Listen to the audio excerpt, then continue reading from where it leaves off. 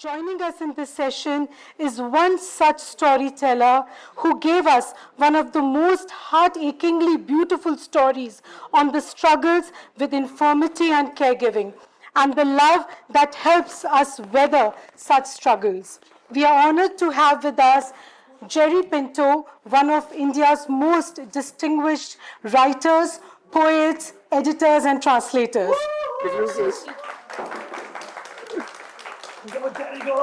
His celebrated novel, M and the Big Whom, wonderful story, sir, wonderful book, won multiple awards, including the Crossword Book Award and the Hindu Lit for Life Award and the Sahitya Akademi Award. Joining him in conversation is Reva Rudra.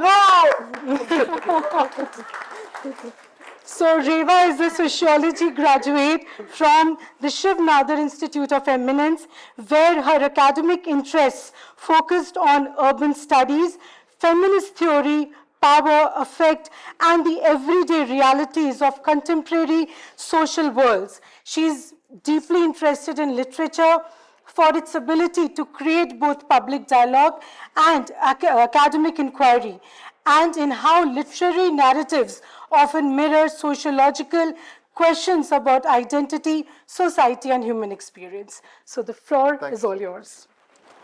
Good afternoon, everyone. First of all, I'd like to say that it's an honor to be able to be in conversation with you over here, sir. As ma'am has already given an introduction about what palliative care is, I'll just say it again, that it's basically the kind of care, it's a medical form of care that, it's a specialized kind of care that's given to patients who are suffering from chronic illnesses or illnesses such as dementia, cancer, etc. And I would like to start asking sir with the question that, could you please give the audience over here a gist about the history of palliative care, how it began, and things that you may have explored during your research which may have not been included in the text. So everyone's going to get a good... Lovely. Okay. It's lovely to be in this cold place because palliative care is basically about a cloak. Pallium is a cloak that you put around you and it makes you feel warm. Now, you would think all health should be palliative care, right? Every doctor, every nurse should be trying to make you feel better. So how did it come to be that one section of our medical fraternity is devoted to palliative care and everybody else is just doing health? Okay? And I think the answer is the patriarchy. Before we had anything, we had women, right? Women looked after us. When you had an illness, you went to your mother, or you went to your aunt, or you went to your fufi, your fai, your chachi, or your grandmother, and you asked, and she would mix something up and rub it on you, and you'd feel better and you'd recover. Then came the 20th century, and suddenly health began to become understandable. It began to become measurable. There were machines now. Lovely machines called EEGs and ECGs and ASGs, all kinds of lovely initials. Antibiotics came along and pharmaceutical companies became rich. And once the money was in the work, men took over health. And once men took over health, we have slowly moved the patient out of the equation and left in between a series of numbers. What numbers are those? When you walk into a doctor's office now, what he will first do is say, get these tests done. And the tests are your blood sugar, your cholesterol, your blood pressure, your pulse rate, everything except one question. How are you feeling? And what do you think is wrong? And how would you like to get better? They don't ask that.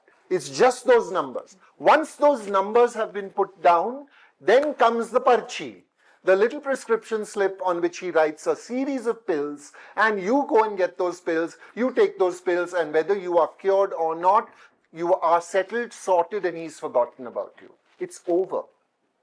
And therefore, palliative care begins in the 20th century again with a love story, which is my favorite part about palliative care. It's this 6-foot tall British woman, very aristocratic, riding horses and going to Cheltenham and doing all that kind of thing. And the First World War breaks out. She wants to do something. She wants to help, right? So she thinks the best way to help is to become a nurse, so I can look after wounded soldiers. And she becomes a nurse, but there is one thing that short people can take consolation in, which is that tall people always have back problems. This is like universally true. So she's turning a patient over and she sprains her back so badly that she can't be a nurse. But she's determined. She is going to help somehow. And so she trains as an almoner.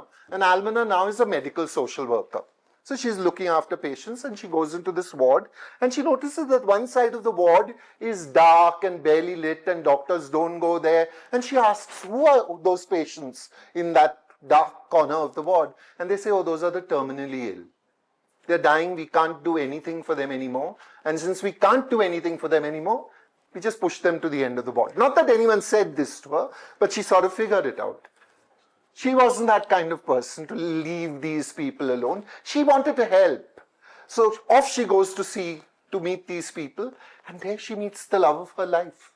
David Tasma. He's dying. He's a Polish refugee. He's got 4 months to live. But they fall madly in love. Okay? She writes so beautifully about her love for him. And when he dies, he leaves in his will, he leaves her money, £500, and he says, build a home where we will be treated well. And with this money, I would like to be a window in that home.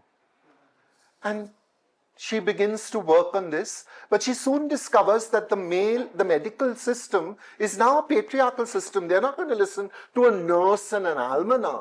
What they want, so she decides she's going to learn to be a doctor. And she becomes a doctor. Okay? And she sets up St. Christopher's palliative care home, a hospice. And the loveliest thing about it, okay, I saw recently on Instagram where this guy said, I have the best job at St. Christopher's. And what is that job? His job is in the evening, he takes a drinks trolley around the ward and asks people gin and tonic, brandy and soda, whiskey, wine. And I thought, what a lovely idea. Like, you're going, man. Like, there's 3 weeks left. And if you can have a whiskey and soda, why shouldn't you, right? It's just such a lovely idea. I don't think palliative care will ever get to this level in India. I don't think there'll be a job pushing whiskey trolleys around the ward. But I think, seriously, I think palliative care is, without palliative care, a hospital cannot claim to be complete.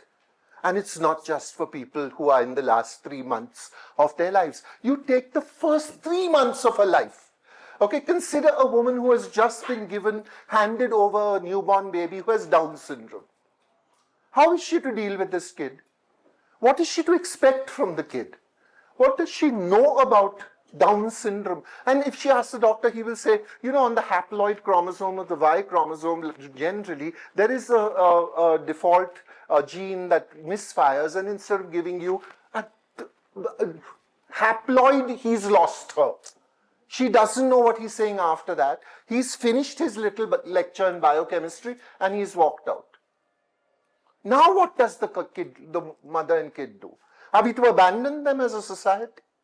Are they not human and in need of the good life? Take another case. An 8-year-old child keeps running about, playing vigorously as 8-year-old child, but keeps running in every day and say, I'm thirsty, I'm hungry, want something to eat, want something to drink, runs out again, comes to pee, runs back out again, thirsty, hungry, tired, thirsty, hungry, tired. Sounds familiar? If you saw Munna Bhai MBBS, you remember excessive thirst, excessive urination, and excessive fatigue are signs of diabetes. This kid's got diabetes. He's given this diagnosis, and if John is given that diagnosis, I'm given that diagnosis, I think, oh God, but we'll manage this. But an 8-year-old kid, man, an 8-year-old kid is now told no sugar. He's told you can't, when there's happy birthday in school and everyone gets that chocolate on their table, you have to say, nahi, thank you, sorry, mere ko diabetes hai, main nahi le sakta hu. I can't eat this sweet. How is he to live? What is his life to be like? Kid with a kidney problem can't eat chips. And I remember sitting in the middle of a bunch of kids with acute kidney disease, waiting for their kidney transplants. And one kid who's just been diagnosed came in and he was looking really glum. And the senior boy said, "Kya hua? Kya problem? What is your problem?" And he said, "I miss Uncle Chips. I really want to eat chips." And I said, "Kha le yaar. When you're on dialysis, na, maro the chips. No one will say no because the dialysis is cleaning your system." During that time, full on chips. And I thought, see, he's giving him a hack. No doctor has told this kid, of course you can have chips when you're having your dialysis. Go ahead, marle. But this kid knows. And he's sharing it. So this sharing, this idea that we can bring to the table all that we have learned, not just what the doctors know, not just what the scientists know, but what the lived experience of having a disease and working with that disease and trying your best to make life still as exciting as you want it, that comes out of a community coming together and saying, your health is my concern. Your well-being is my concern. It's a communitarian approach. And that's what I love about palliative care. So, I'll sit down because, yeah. That was wonderful to hear, because while I was reading the book, the aspect when you were talking about how, I mean, no offense to any of the doctors if they're here, but it becomes a bit dehumanizing when you're talking about the symptoms and just you're reducing the person's whole identity down to the symptoms. But another thing that I found really interesting was that the book makes a distinction that I think is often unacknowledged. That while pain is inevitable, suffering doesn't have to be. And I'd like you to please unpack this and also elucidate upon what palliative care practitioners may have told you about this while you were talking to them. Okay. You know, it's such a strange thing, because when you're in the middle of pain, when you're in pain, it becomes your world. You can't think about anything else. You have a toothache and no film that you're watching will take your mind off that toothache. Pain is really intensely concentrating. It concentrates the mind. So then I keep wondering, why do we have pain? What made evolution build pain into us? And pain is a teacher. Pain teaches you what to do with your body. If you put your finger in a flame and you don't feel pain, you will burn to death. Now there are people who actually don't have pain and they die generally of bone cancer. And how is that? Because today if you're walking, okay, and you twist your ankle sends a pain signal up to your brain saying, look after me now. Behave yourself. You just twisted me. Now take the weight off. So you'll limp a little for a while, or you'll elevate it, or you'll put ice, or you'll do lape, or you'll do malam, or you'll go to the doctor, whatever. But you look after your ankle because your ankle has just told you I'm not in good health, right? Now if the ankle is not telling you this, you'll walk on that ankle still. You keep walking on it until you break the bone, but still the pain is not being told you. So now you've got a fractured ankle and you've not felt any pain. Now that bone, in its despair, is growing and cancer starts. And this is the moment when pain comes back full on. You've never felt it before, but now it's there and it's roaring and it's savage. Okay? Pain is our teacher. Pain is our friend. It's horrible, it's a very severe teacher, but you have to be grateful that you have pain. Kid in another country who didn't have pain, and his father would make money with him by making him jump off buildings. And he would jump off buildings, and one day he jumped from a 3-floor building and he died. The father is in jail, but the kid is dead. Then what do we do with this gift of pain when it arrives for us, right? This nation, we grew opium poppies everywhere. But we grew them in the corner of the garden. Or we grew them, yahan sab bajri, here poppies. And with those poppies, we made our painkillers, we made our sleep The British discovered that it was a great big trade and forced us to cut down all our rice crops and plant only poppies. They made many. The British Raj is really the first Pablo Escobar. It was a drug cartel. 1/3 of its money. Boss, if we could have done it, we would have done it. They just moved first. Yeah. These are history lessons, okay?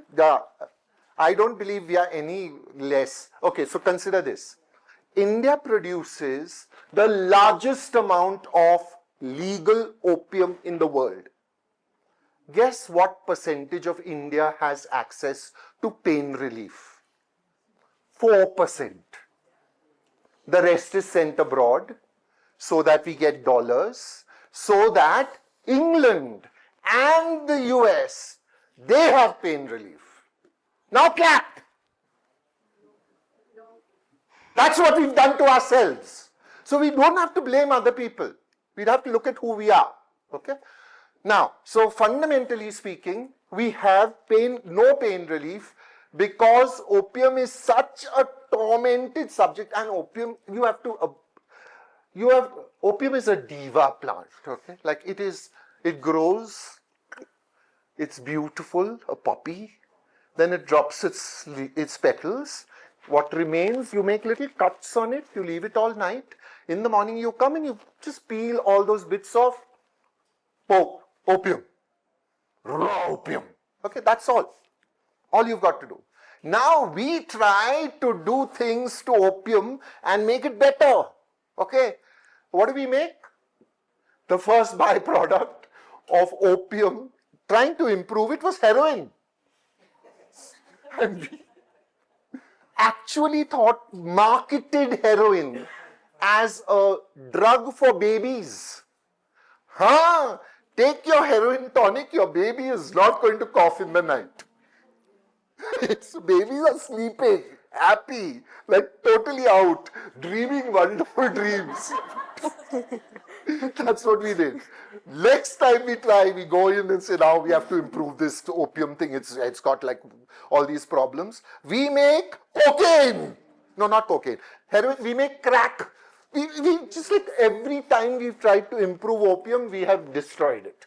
Okay? That's chemicals for you. The problem really is, who is entitled to pain relief? Who is entitled? Right? And right now it's a very small population that's entitled. Okay? So I went to Chandrapur. It's a very small hospital run by 4 nuns. And Sister Luke there is now the internationally acknowledged expert on wound debriding. Debriding means taking off the dead skin and the rotten material and completely, cleaning the area. How does she do it? How has she become this expert? She has no access to pain control. There's no doctor in the area. There are only 4 nuns who are trained as nurses. So she will sit every day. She sits down with one patient. And when she starts debriding, you can see that it's a meditative state. She's so slow, so meticulous, so careful, so gentle, that the patient also is like chatting or asking her questions and saying, is it all right down there?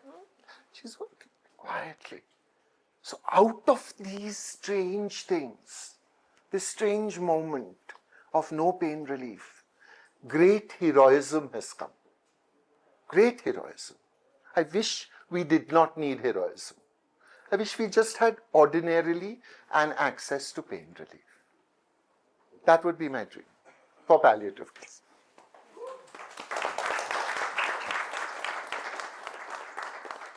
So, moving on to the next theme, which I found very interesting, and I strongly believe in that as well, is that compassion runs through every page of this book, and it's what draws people to palliative care and what sustains them in what is an exhausting and emotionally demanding field of work. And yet, India has a desperately thin palliative care workforce. So something clearly is not adding up. And as someone who has sat with these professionals, and you've heard the stories as well, what do you think is keeping people away? Is it the fact that there's proximity to death in this area of work, or the fact that there's a lack of institutional prestige, or the salary that's given? And what would it take, not just as a system, but also as a culture, to change that? Good question. I'm really not into telling people how to change cultures and all. I mean, that's not my deal, because I think if anyone tells me how to change my life, like tomorrow, I get into a fuss, and I think you don't know anything about my life. I'm not listening to you. So I'm not. I wish I knew. If I knew, I would tell you. I would tell everybody, and everyone would not listen. Okay? Because get this. Okay? Do you not know what you should be doing? You know, huh? Everyone knows. Do you always not do what you're supposed to be doing? Also. Now, fayda kya hai? What is the point of telling people do this, do that? I'm not into that deal at all. You go do your stuff, and your karma is coming to run over your dogma. I have no problems with it. I'm just like, I'm done. Okay, so I'm not going to go into this, but I'll tell you what happened. I'll tell you the story that I started with, man. We went to Kerala, and there was Nagamma was gone, but Nagamma was this woman who sold vegetables in the market. Her day began at 3 o'clock in the morning. She got up at 3 o'clock in the morning, carried her empty pantli, her big thing, went to the market, collected vegetables, came back, sat down, sold them, came home to look after her son and daughter and their 4 neurologically deficit children. Now, these 4 boys would sit on the floor and jerk. Basically, the whole body would jerk. They had no diagnosis. No one had told them what was wrong. They were called mental. They were not mental. They were not retarded. They were not mad. They were very logical and clear. They could think well, but no one bothered with them. So she looked after them as long as she could, and then one day the family decided, where there are 4, why not 5? So they brought one schizophrenic nephew and put them into this mix. So the schizophrenic nephew is now also there, and Nagamma is looking after everybody. One day Nagamma develops a UTI because her back is hurting. She can't pee because she's sitting in the market all day. So she comes home very tired and she says, I have bought poison and I want you to vote. Life or death. Before we lose all dignity, let us vote on life and death. Her son votes die. Her schizophrenic nephew votes die. Her daughter votes die. The first boy votes die. The second boy votes die. The third boy votes die.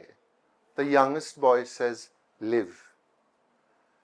And Nagamma says, if one of you is saying live, we must all live. And they decide that they will keep on at this. But someone hears of Nagamma's story. She's in Kerala. It goes on to the onto TV. The health minister gets involved. Someone comes in. And Dr. M.R. Rajagopal is short, little, sweet, little, quiet little man, but powerful in the way prophets are powerful, who runs palliative care, arrives and looks at the boys, and he finds that the backs of their heads are ripped up and full of boils and pus because they have been sitting on the floor like that and bumping their heads against a brick wall. Okay? So the brick wall has been ripping them up. So he says to the Nagamma, don't worry, we'll look after these boys, we're taking them to a home. Boy number 1 says, what home? We are at home. And this brings us to such an important thing about palliative care, which sums up human rights, patient autonomy. Patient gets to say how the treatment will proceed. Patient gets to say where the treatment will proceed. These boys were saying, this is our house. This is where you will look after us if you want to. And what a beautiful solution he thought up immediately. He went out, bought a mattress, and stuck the mattress to the wall. Now when they bumped their heads, it didn't hurt. That's palliative care. In an essence, that's palliative care. Can you find a mattress where a mattress is needed? Stick it on the wall and calm 4 boys down. So beautiful.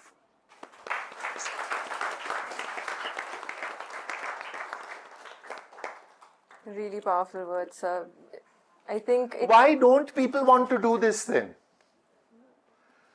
Okay, here's the thing. Anyone wants to be a doctor here? Oh, very good. Excellent. Normally one hand goes up and he's thinking, I got 72% last year. If I put my hand up, my father will say, tu doctor banega. But I really wish some gentle 72%ers would get into medical college. Gentle people. People who want other people to feel happier. Okay? This may well be with artificial intelligence, may well be what a doctor has to do. Come and say, hello, how are you? What's wrong? Okay, tack. Alexa, tell me.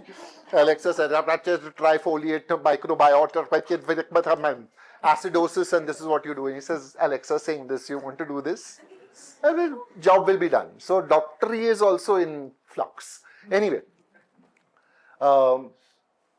if you have joined medical college, if you meet a medical college student in first year MBBS, you should see the studgiri. Like, they are totally like, yeah, I got it on medical college, man. You're doing BSc? That's that. End of MBBS, there's terror. What am I supposed to do now? Where will I go? They're really battered because now they have to do MD. MD seats are going at 1 crore each. You have to find 1 crore to get an MD seat. Or you have to be super brainy. So now you have to figure out 1 crore. Now when you get your MD, you have to make that 1 crore back. How will you make it back? You're walking in and you're saying, mere ko taap hai. And he writes the thing and you go, 300 rupees. You give and you say 300 rupees. My sister could have done this and written Dolo 650. Huh? So what they want is billings. And where are the billings? The billings is someone with cancer who is going to come back regularly, and then at the end of life, you can send them to a hospital which will pay you per bed.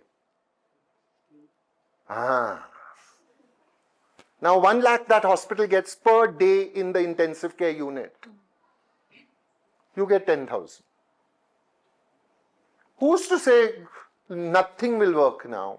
Why don't you take the person home, keep them comfortable, keep them happy, let them go. Let them go to a palliative care. Different. So palliative care units which are beautiful. There's one palliative care unit outside Bangalore inside Bangalore, which looks like a 5-star hotel. They have gardens, they have water bodies, they have pool in the water body and fish going, and you have meditation zone, and you have like library and everything, and only 60% of the beds are full. Because doctors won't send you to palliative care. Because there's no billing. So, my advice to you is, be very clear what kind of life you want to lead. That's why we called it a good life. Okay? All these purusharthas are all very nice, and I'm very happy to hear. But what the purusharthas or any philosophy doesn't say is why life is such a bad joke. Why you have your best time in the beginning when you're a baby? I just want a bottle. I'm cool. Clean my shit. I did it again. Yeah. Oh, you love me anyway. Clean my shit again. Oh, yeah. Hand over that bottle attached to your body. Yeah, right. All this is going on with babyhood. And at the end of it, we suffer. And the last year of life can often ruin your family. Take all the money away from everybody. Cause intergenerational death. The 4th highest reason for suicide in India is disease. People feel, I can't do this to my family. I might as well kill myself. We've got to change that. We've got to kind of like take over. We have to stage a kind of revolution against medical control of our lives. We need them, but we need them in their place. They can't be making decisions for us. So I wanted to basically talk about how medicine in India is deeply hierarchical. And Oh, Bapre. yeah, so Oh, Lord Fathers, yeah. the doctors at the top and everyone else arranges themselves below. So palliative care seems to demand something different, of course, where a We'll social conduct an worker. experiment. Okay. Hi. Hello, all of you. You are supposed to say hi, Jerry. Nicely. Say hi, Jerry. Hi, Jerry. Now, what would you have normally said? Good morning, sir. Good morning, sir. How are you, sir? Thank you, sir.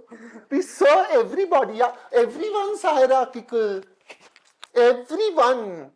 Yes, ma'am. No, ma'am. That ma'am said. She called me Jerry, sir. Okay. Actually, we just go about like doing this to each other all the time. Okay. And Buzurg log also expect it. Imagine we went and told your teacher, hi, what's your teacher's name? Pamela. Hi, Pamela.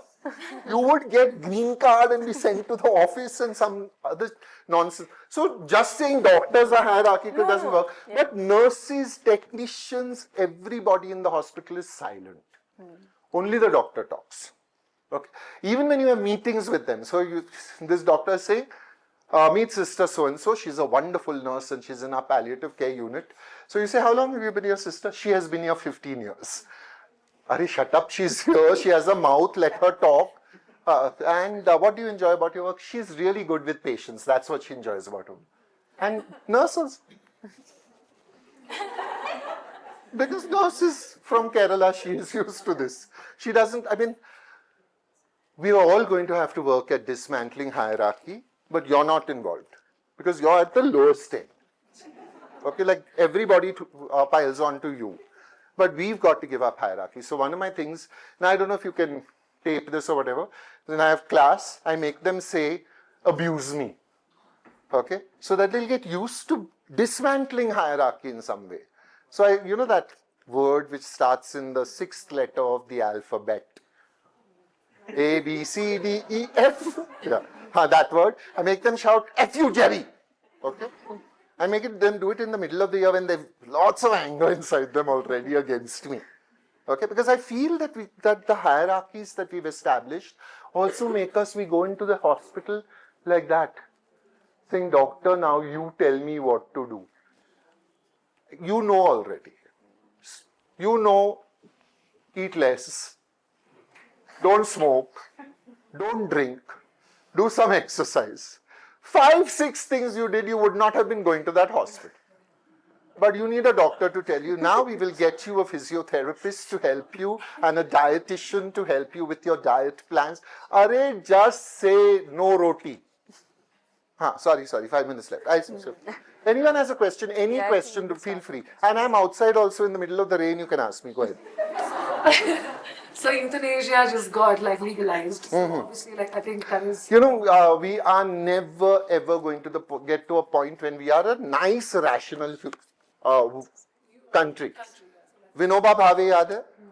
You remember Vinoba Bhave? Very good, excellent. I thought Vinoba Bhave is gone. Okay, so Gandhiji would say, this is my political heir for Jawaharlal Nehru, and my spiritual heir is Vinoba Bhave. He started what was called the Bhudan movement, which was like great movement where he said, give your spare land to the poor. Who would think? And people actually did give land to the poor. Amazing fellow, okay? Vinoba Bhave one day decided, bas ho gaya na, enough. I'm going. And he stopped eating and drinking and he died. Now what is that? There's a giant tradition here where people do it. They just say, okay, now it's enough, I'm going. And they stop eating, then they phase it out, then they stop drinking water, then they drink very little water, and they go quietly. These are all ways in which we choose. Euthanasia, the problem is we don't even know what that person wants. Right? I had the most startling experience in my physiotherapist when I broke my wrist and I had to go for physiotherapy and a long story, but I'll tell you outside if you want. I love long stories. And there was this woman who had been in a coma for 3 months and she said, I remembered every day. I got up in the morning, I was still inside my body, but I woke up. And I knew when the neurologist was coming in because I could smell him. I couldn't see him. And I knew he was going to pinch me, and I felt fear because he's going to pinch me really hard to see if I have a response. So now, with all our knowledge of what the brain can do, etc., we still have not decided what is life and what is death. We don't know those definitions accurately to pinpoint them. And because they are partly psychological, partly philosophical, partly ethical, partly moral, partly medical, it will be very difficult before we get to the point at which euthanasia is anything other than an outlying occurrence taken to the Supreme Court and debated there. But do you also Most hospitals won't even think about it. They will allow you to do a Dharma or discharge it against medical advice. You will go home with the Dharma and let the patient go. But you have to make sure you're very sure who's going to write that death certificate before you do it. Clear? Question? Yeah. No question? Time? Okay, yeah, go ahead. So in South, especially the rural areas, there's this process of an older person who's very unwell and wants to go. There's something called Palliative in Tamil Nadu. Yeah. Where they give them an oil bath, let them sit in the cold, and then they eventually slowly pass away. I think that's like our answer to this. Absolutely. We had many answers. We have routinely